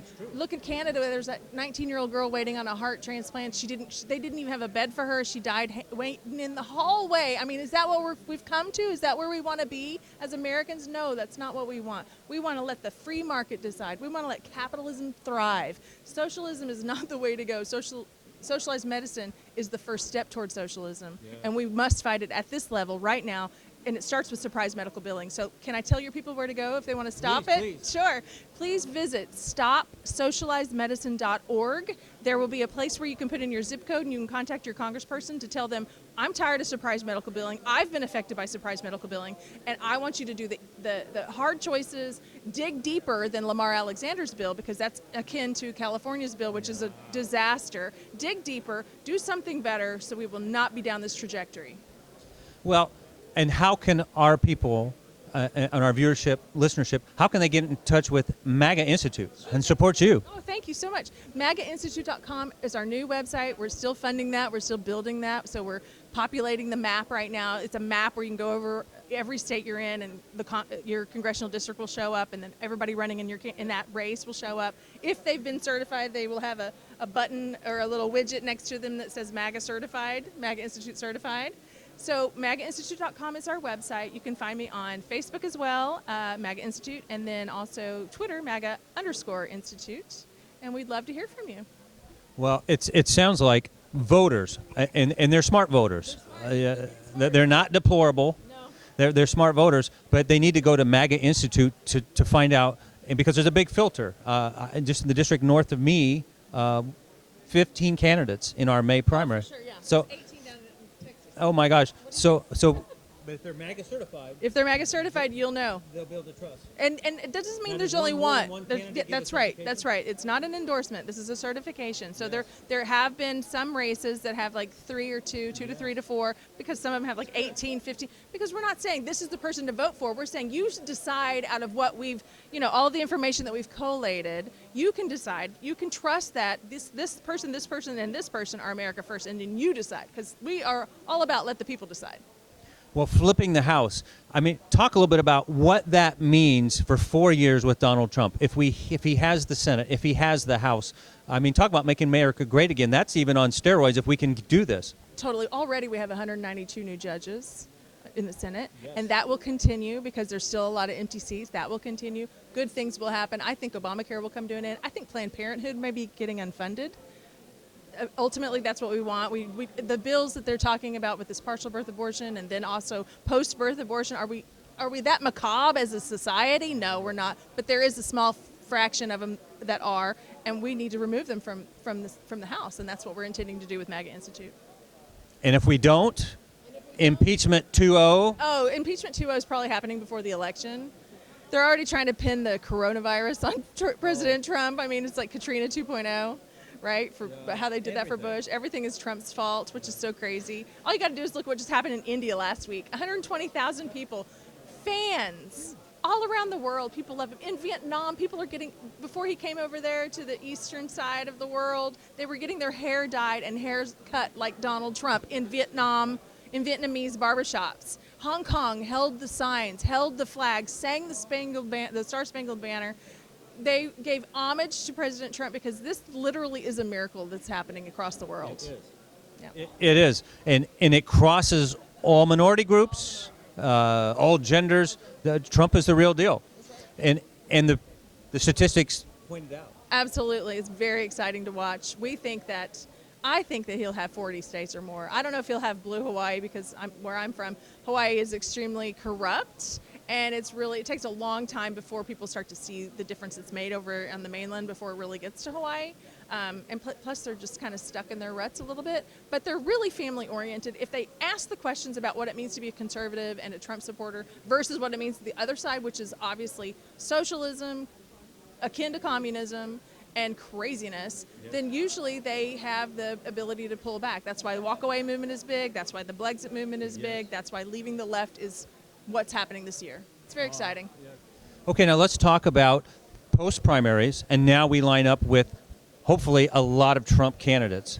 What is your organization going to do? For instance, in Indiana, we've got 6 months to go after our May 5th primary. Talk a little bit about that. Sure. So, of course, Tuesday is the first Super Tuesday, and we've got Arizona, Alabama, California, North Carolina, and Texas on Tuesday. Get out and vote for MAGA candidates if you can. So what's happening after that is obviously there's going to be a lot of runoffs in a lot of those cases, right? Texas will have runoffs. North Carolina will have runoffs more than likely because some of those states require you to have 50% or more. California is a foregone conclusion. They have a jungle primary, so we're not really watching that as closely. We're still concerned about it. We want California to go the way of the righteousness, but it's not going to happen this year because they still have the jungle primary, and that means that the people who get the most vote proceed on, not party. You get 2 Democrats. You get 2 Democrats. Yeah. So, we're just like, forget California. It's crazy. So, there's several months that we're going to have to talk about other candidates in other states. So that's 5 states for Super Tuesday. Then 3 more occur in March, which is Illinois, Ohio, and Mississippi. And then we'll have, so once that's done, we'll move on to April because that's primary season for other states like Kentucky and then May, there'll be other states. And just every month we'll just proceed on. So we're doing the hard work, the hard labor right now. after the primaries, when they're all completed, which I believe is about August, Yes. mid-August, we're going to get behind whoever is the candidate that has the R beside their name. We will not, I'm going to be supporting a Republican. I will not be supporting a Democrat. So people can sign up with the MAGA Institute, and they can be everything from poll workers to get out the signs to just do all kinds of things for these candidates. They can do research for us and help us find out the information about candidates in their congressional districts or even outside their district. We have people in, I've got people in Ohio that are vetting candidates in California, or Oklahoma vetting candidates in North Carolina. So you don't have to be in that particular congressional district, but we do need your help if you want to be part of an informed electorate. Well, that is so important. Getting behind President Trump and Mike Pence, it's the cause of our day. It's a cause of the rest of this decade. So how can our listeners, one more time, and viewers, we want you to dial in here. This is exciting stuff. You're talking about grassroots level support of the president, and the key thing is flipping this house. Right. So one more time, how can everyone get behind your organization? Let me say this too, not just this president. We're talking about, because I call it Make America Great Always, we're talking about far beyond Donald Trump. We have to do this forever. This is something that we have to keep doing all the time, or like a vacuum, evil fills it back up, right? Yes. So it just will happen again. You can go to MAGAinstitute.com is our website. You can reach us on Facebook, MAGA Institute, Twitter, MAGA_Institute. We would love to hear from you. Please be a part of our MAGA Institute Brigade, the volunteer army across our country. We're having fun together. We're learning so much. We're teaching our neighbors and our friends and our family members exactly how to vet candidates. It does take some time, but it's exciting to see, and it's fun to talk to people about it. So we also could use some donations because the website's not cheap, and these printers the things that we print up aren't cheap. So we need your donations. We need some help, and we would love to see you over at MAGAinstitute.com. Well, and President Trump, he will step out once in a while and endorse congressmen and women. And so, I mean, you get double blessing. I mean, if you got the president and your organization, I mean, that is a winning recipe. Say too, we're not just following every endorsement. Not every endorsement fits, if you know what I mean. Because sometimes he does endorsements, and he's got a political purpose behind it. And he's smart. He's the man of the hour. He knows what he's doing. I'm not going to question that, but it doesn't mean just because he's endorsed them that MAGA Institute will endorse them. Makes sense. Yeah. It does. We don't worship the man. We are interested in the mission. Well, and you want limited government. You want our Constitution to be supported and lived up to, and in the corruption. That's why he came to drain the swamp. So you talk about drain the swamp for the next 10, 15 years, you're going to be there. Absolutely. We're here for the long haul. Absolutely. So exciting. Thank you for coming on the City Commander Radio Show. And just any closing statements as we get ready to wrap up. Well, if you're not at CPAC, I encourage you to try to come next year. This is the place. This is where you find your people, right? You find your people. You find your own tribe. It's like a family reunion. I haven't been here for 5 years, so I am having a family reunion with all my people. But God bless you, and thank you so much for watching. Well, and right now as we speak, Vice President Pence is in that auditorium. There's 3,000, 4,000, 5,000 people on their feet, and then we're going to have President Trump on Saturday at 3 o'clock. So if you want to come on down to CPAC here in Washington, get a flight, get a ticket, and come on down, because President Trump will give you a memorable speech. God bless you, too. Thank you so much for coming on the City Commander Radio Show. Thank you, JD. It was my pleasure. A veteran, and are you a homeowner? Then think Streamline and maybe save yourself a few $100s every month on your mortgage. A VA Streamline refinance. It's called a rate reduction loan because mortgage interest reduction is exactly what it does. It's just for veterans, and it lowers your mortgage rate so you can save on mortgage payments every month, every year. That's a lot of money saved, and it's so easy to qualify. You don't need pay stubs, a W-2, or bank statements. You don't need a home appraisal. It's fast and easy to apply, and mortgage interest rates are very low right now. So a VA Streamline refinance makes it super easy and super affordable to take advantage of this opportunity and really cut your monthly mortgage payments. Veteran and homeowner? Call us to find out more. 888-893-7491. 888-893-7491.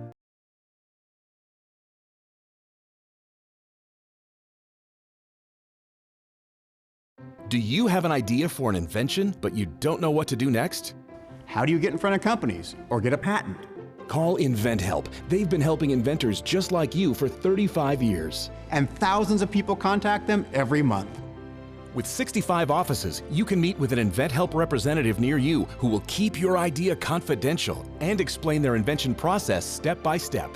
InventHelp has helped over 10,000 inventors get patents.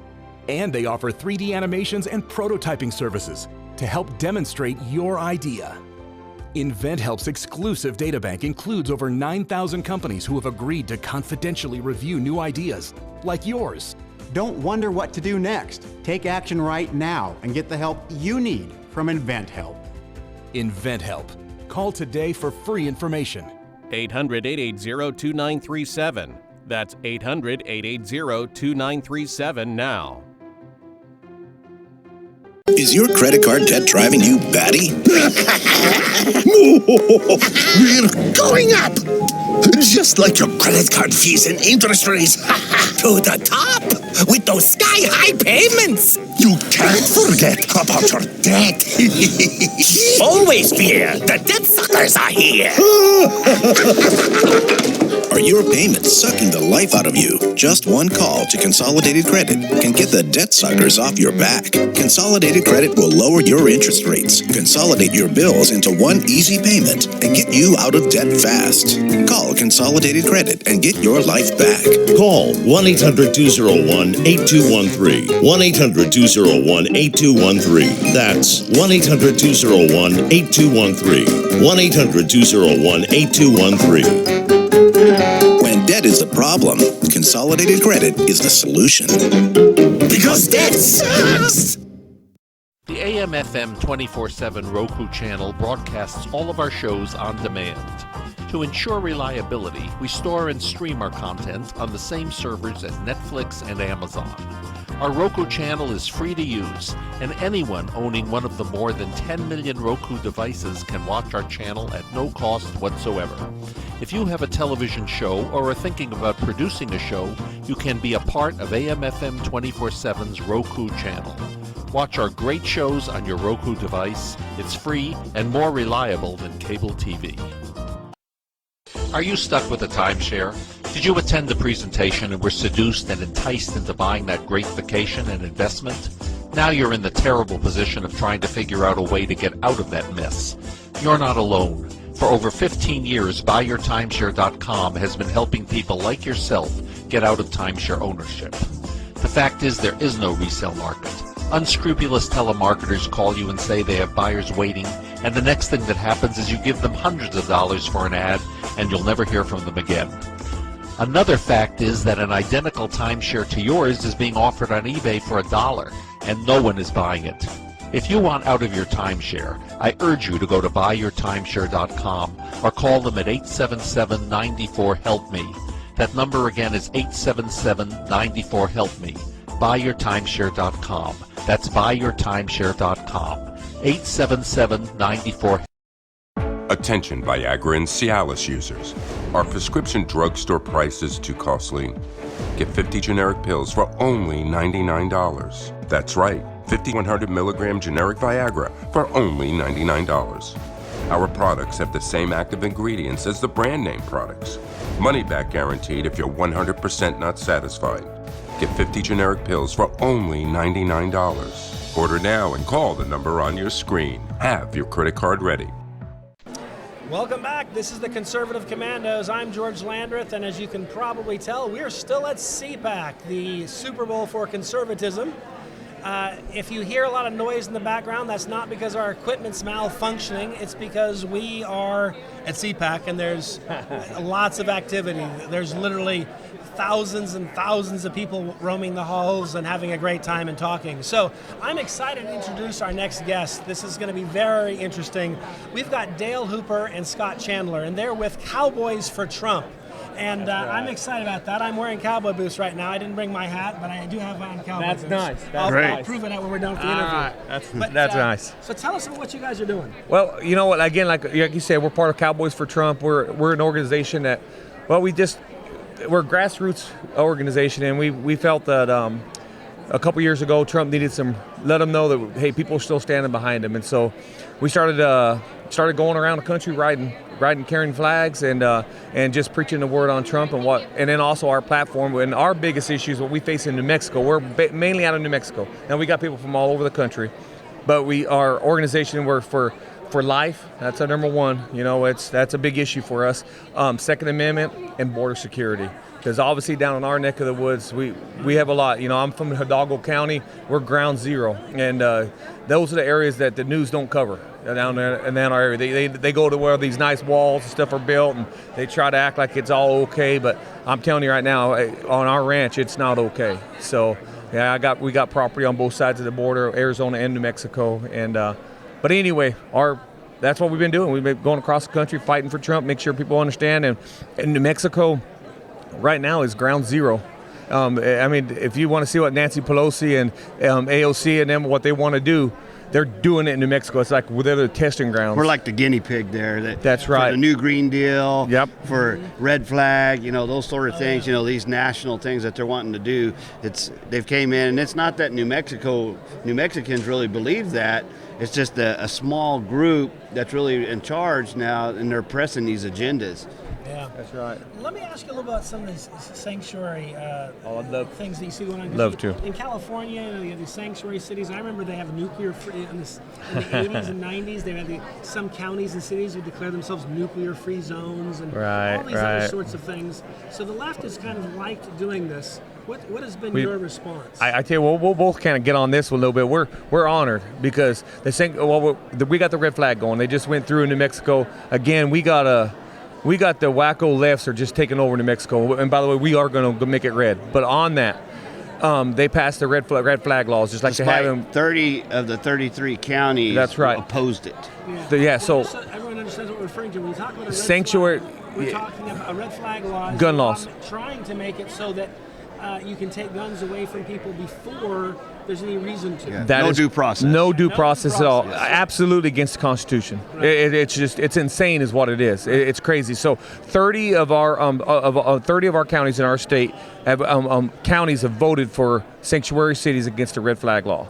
And so what we do, we have some great sheriffs. I'm telling you right now, our sheriffs are amazing. And the man that started the sanctuary cities is a member of our Cowboys for Trump, and he is his name is Sheriff Tony Mace. And people can look him up, and you'll be amazed. This guy is leading the charge for our country. No more of a stand-up man. No, he is. He's actually a Democrat. He's come over. He opened a speech for Trump when he came to Albuquerque, Rio Rancho, and he's one of our, like I said, he's one of our members for Cowboys for Trump, and he is a true patriot, and that started for the sanctuary cities, and again, that's going off nationwide. You seeing that going countywide, like up in Virginia and places like that? That started in New Mexico. Very interesting, because in Virginia, the new state legislature, which in the last election cycle in November had gone Democratic, they've been threatening all kinds of crazy gun laws, and the response has been this. That's interesting to see. I'm talking with people who help get that movement started. Yeah, that's right. That's right. And it's for other issues that you find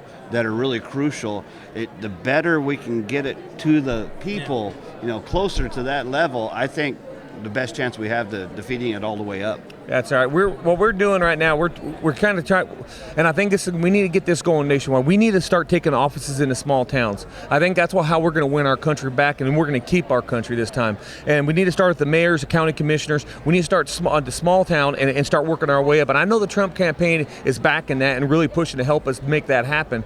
Because once we start doing that, I'm going to use New Mexico for instance, okay? And people may not know New Mexico, they could do a little research, but we have Albuquerque and Santa Fe. Really, whatever those two cities dictate, that there goes our state.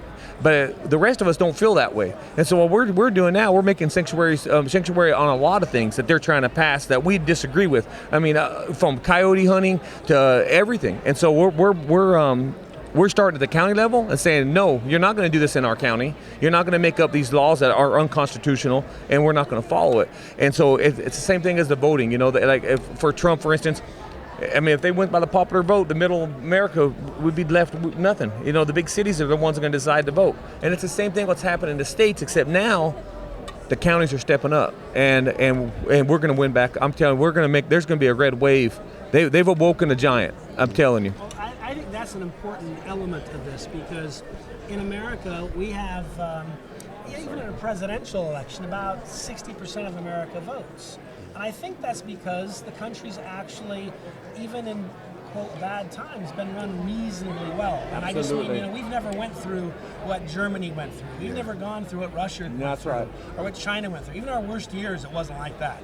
So some Americans have become complacent. And so I'm thinking that maybe movements like this will wake up people and say, don't wait till it gets like that, because then you won't be able to vote it out. You're going to have to fight It'll be too late. Yeah. That's right. And that's important. That's right. And I agree with what you're saying. People got to get up, and they got to go on and make a movement, make a difference. Run for county commissioners, run for mayors, and you just can't sit back, because if you keep sitting back, we're going to lose our country to socialism.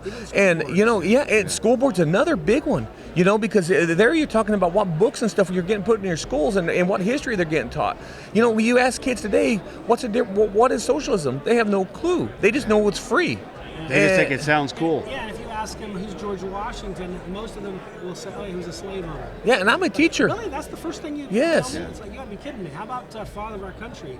There's there's two reasons why America is what it is today. Absolutely. One of them is the Constitution. Yes. And the other is George Washington. That's right. So we ought to be able to, Absolutely. So without him, America doesn't exist. So it's just amazing to me that people aren't being taught these important truths. That's right. That's why we're going around and showing up in other, like we were just over in Nevada, over in Reno, we were in Las Vegas.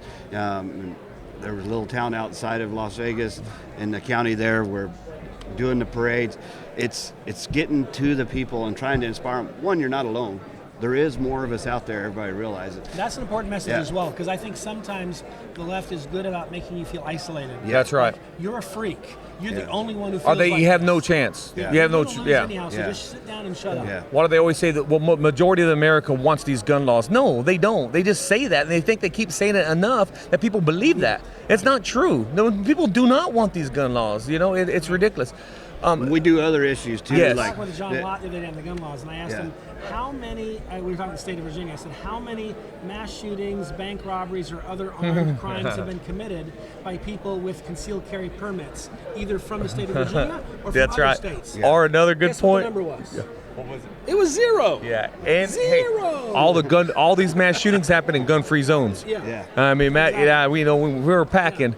They even made our sheriffs disarm when they went into the chambers. Can you imagine? I mean, certified law enforcement officers, they disarmed them to go into the House chamber. How bad is that? And, I mean, that's just crazy in a state house like that, where it's an open carry state. But even to the point that they would disarm our law enforcement that way. But one thing I think is also important, we do some other things and find other issues. Like, you want to tell them a little bit? Yeah, I would like to talk a little bit about cool, if you don't mind. I think it's for our ranchers and our farmers across our country. And a lot of people just don't even know what cool is. Cool stands for country of origin labeling. And what's happening in 2015, Obama got rid of beef on there, so we don't have cool labeling on beef. And unfortunately, this new trade deal that just happened, the Mexico-Canada deal, it's still. We were the only thing that really got left the only thing left off of there is the beef market, and then that's the ranchers. That's what I do for a living. That's what my family is, and lifelong ranchers. Well, don't forget I do for a living. And that's right. God does too. We're all that's what we do. Our ranches, but anyway. For the record, I'm a big fan of ranchers for that reason. Hey, God bless you. God bless you. That's right. But the important thing, the crazy thing, when you walk in your store, that's right. You don't know when you look at that beef.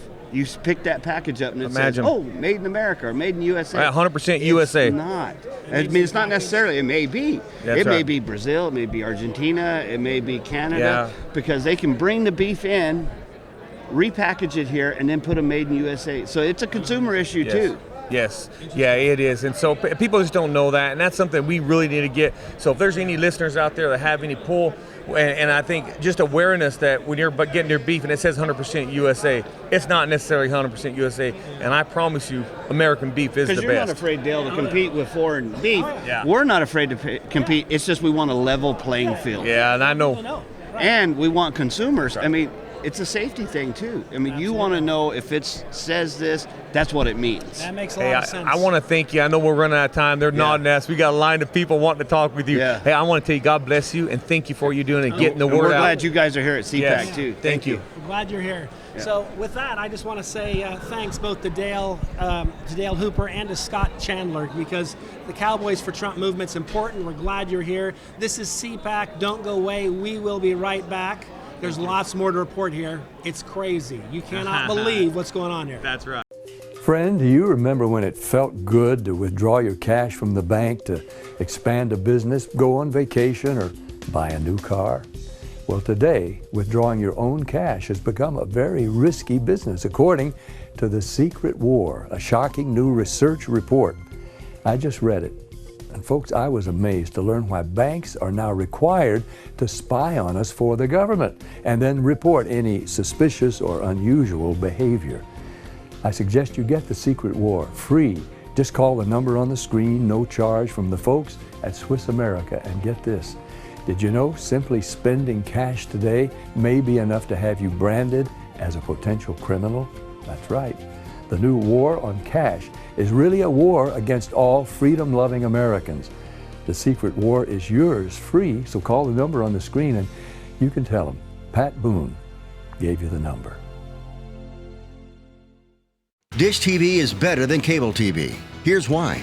Dish has the nation's lowest TV price, along with an award-winning DVR that can skip commercials, record 8 shows at once, and get access to thousands of movies at your fingertips. Cable simply can't even compare. So the smart choice is to cut the cable and get Dish. Plus, you get all these great TV features, free HD DVR upgrade, free installation, and free movie channels. Say goodbye to cable and get more with Dish TV. 877-290-7764, 877-290-7764. As an added bonus, you can switch to Dish now and receive a $50 Visa gift card. So call now and get Dish TV. Call 877-290-7764, 877-290-7764. That's 877-290-7764. Limited time offer, 24-month commitment and credit qualification required. Cancellation fee, monthly equipment fees, and other restrictions apply. Promotion can change at any time.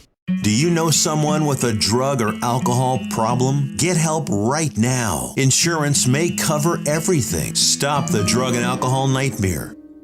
Call 800-209-5173.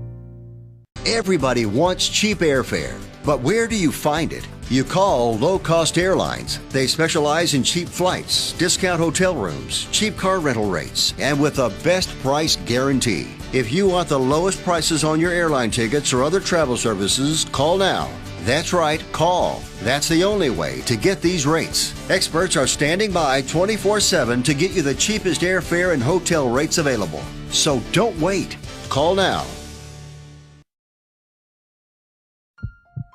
Are you being audited and do you owe the IRS $10,000 or more in back taxes? Is the IRS threatening to take more of your money? Don't fight the IRS alone. The Tax Doctor is here to help you negotiate your tax bill and reduce your stress. The IRS can freeze your assets and seize your bank accounts, but you can stop these IRS actions. The Tax Doctor will work with you using our years of experience to represent your case to help you get the best resolution under the IRS guidelines. Help is here to deal with the IRS to reduce your stress. We've handled thousands of cases, so we know what we're doing. If you owe $10,000 or more in back taxes, do not call the IRS alone. Call a Tax Doctor now for a tax emergency analysis. If you're living with diabetes and using insulin, you know the pain of pricking your fingers over and over again. By wearing a small remote device called a continuous glucose monitor, or CGM, you can reduce the pain of pricking your fingers right away. If you're testing your blood sugar 4 more times per day, injecting insulin 3 or more times per day, or using an insulin pump, call the Diabetic Health Hotline today and learn about the latest CGM technology. Not only can a CGM immediately reduce pain, it's accurate, easy to use, and helps you make better diabetes treatment decisions. And if you have Medicare, you can get a new CGM at little or no out-of-pocket cost. We'll also provide free shipping of your new CGM, and we'll bill your insurance company for you. If you are testing your blood sugar 4 more times per day and injecting insulin 3 or more times per day, or using an insulin pump, call now and learn how to receive your new continuous glucose monitor at little or no out-of-pocket cost. Welcome back, listeners, to the Conservative Commandos radio show. I'm coming to you here from our CPAC network studios. I'm Sharron Engel, and I have with me a special guest today, Tim Viens. Tim is, let me get this right, Tim, you are driving a car for Patriots of America PAC, and you are the founder of Race Fans for Trump. This is kind of a big deal, and I want you to talk just a little bit about who Tim Viens is as far as your career, what you do, and then how you got involved with Trump. Absolutely. Yeah, my name's Tim Viens. I'm a part-time driver in the 03 for the Gander Truck Series, and also co-driver in the 47 in the Xfinity Series. We're also going to be in the 51 in the Cup Series this year as well. But we're sponsored by Patriots of America PAC.org, and they are sponsoring the car, but we're flying the Trump-Pence 2020 colors on the actual race cars. So it's very exciting. Me and a good friend of mine were at dinner one night, and we were talking about sponsorship and racing and the whole bit. It costs money to go racing. So we were discussing different things, and he's like, hey man, how cool would it be to put Trump on the car? And I was like, that's a great idea, but how are we going to pay for it? So that's how it started. Race Fans for Trump 2020 was born, at dinner. And we worked really hard. If you have the good Lord in your corner and you work hard, anything's possible in this country. So after several months of planning and hard work, I'm happy to say that in Daytona in the Xfinity Series, my teammate Joe Nemechek crossed the finish line in 15th. So it was a very proud moment for us and everything that we did. Well, we all watched as the president took the stage, I guess, in Bakersfield, was it, where he started the race. Not only did he start the race, but he was in a car in the race. Talk just a little bit about President Trump and the whole NASCAR circuit and why he would even be there for, first of all, but then what the outcome of that was. I mean, it was a amazing experience. I mean, I was standing in the infield and we were conducting business and working on cars and getting everything ready for practice. And all of a sudden, it just went quiet inside the entire Daytona Speedway. And, 200,000 fans turned around and looked up in the air, and you just saw this big Air Force One come cruising in. It was so cool. And of course, he had to come and impress, so he did a real low flyby first before he even landed at the Daytona's International Airport. But it was the excitement that him being there. NASCAR is blue collar, hardworking Americans. A lot of times they only get 1 week off of their whole year for vacation.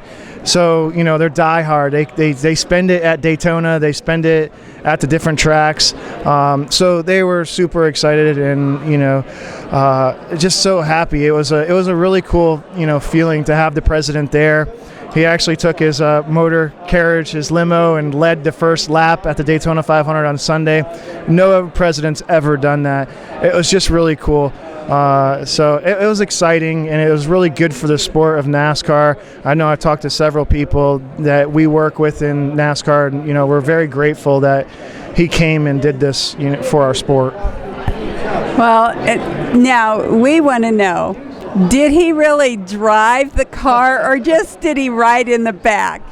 We're gonna have to ask him, but I think if you asked him, he'd say he drove it, but that's probably a little far-fetched. You don't think he could drive? I don't know these New Yorkers, Yeah, if you live in New York, you could definitely drive no matter what. But I have a feeling he was riding in the back, taking pictures and videos of the speedway and the track. Daytona's a 2.5 mile speedway, so it's quite the experience if you ever get to go down there and check it out. it's a really cool sight. Well, and a speedway isn't just your normal flat on the ground, is it? It's kind of a tricky just to even drive slow on the speedway, isn't it? Yeah, the banking is really high. I think it's 30 degrees in the corners, so it would be literally like climbing a hill. But speedway racing's my favorite personally. It's bumper to bumper. You're literally touching the car in front of you, and the car behind you is pushing you. So it's literally a freight train, or we could call it the Trump train now. But it's 195 miles an hour bumper to bumper. So everything is really quick. Everything happens fast, and that's why people are so excited to go to Daytona. Because it's so action-packed. Action-packed, but there's also a bit of fear. I know when I watch the races, you're always afraid that there's going to be a tragedy, something you don't want to see. How does that affect the racers and also the crowds that you get? Well, there was a big wreck and accident at the Daytona 500. Ryan Newman was in a terrible accident.